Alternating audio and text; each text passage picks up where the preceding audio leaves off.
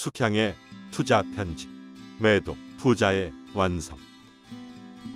작년 4월 편지를 쓰기 시작하고 얼마 지나지 않아서부터 주식시장이 계속 흘러내리는 통에 매도에 대해 얘기할 기회가 없었습니다. 매도는 매수로부터 시작된 투자 여정을 완성하는 단계로 주식 투자의 최종 목적지라고 할 수 있는데요. 시장은 여전히 불안하지만 그래도 조금씩 안정되는 느낌도 있고 해서 미뤄두었던 매도에 대한 제 생각을 말씀드리려고 합니다. 매수 요령에 대해서는 제 생각을 지나치다 싶을 정도로 충분히 말씀드렸습니다. 4가지 투자 지표로 매수할 주식을 선정하는 방법에 대해 여러 차례 얘기했던 게 그것인데요. 그리고 가치에 비해 싼 주식을 사서 가치를 인정받는 주가가 될 때까지 기다리기 위해서는 인내심을 발휘해야 한다고 했습니다. 한데 인간의 본성이 인내를 어렵게 만들기 때문에 참고 버티기 위해서는 도우미가 필요합니다. 저는 은행에 맡겼을 때 받는 이자보다 많은 배당금을 지급하는 주식이 강력한 도우미의 역할을 할 수 있다면서 배당금의 중요성을 귀가 아프도록 말씀드렸고요. 기다리는 것은 가치 투자자의 숙명입니다.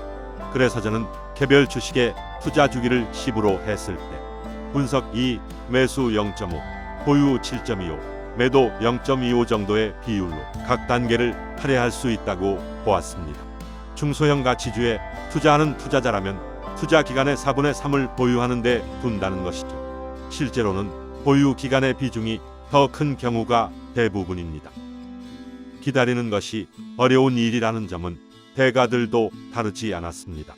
그래서 가치 투자자의 구루들은 나름 해결책으로 보유 기간을 2에서 5년으로 정해둘 정도입니다. 가치 투자의 원조 벤저민 그레이엄이 보유 기간을 2년으로 잡고서 보유하는 동안 주가가 매수가보다 50% 오르면 무조건 팔고 매수 후 2년이 지나면 손익여부에 관계없이 매도하라고 한 것이 대표적이죠.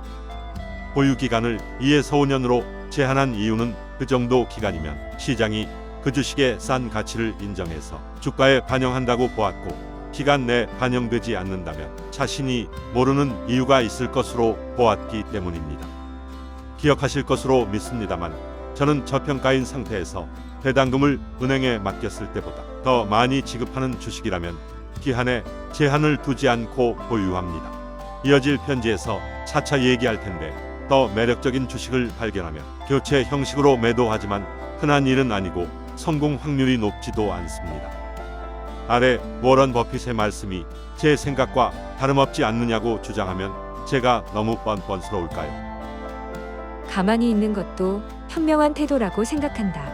ROE가 만족스럽고 능력 있고 정직한 경영진이 경영하는 기업이 주식시장에서 과대평가되지만 않는다면 우리는 어떤 주식이라도 얼마든지 무한정 보유할 수 있다.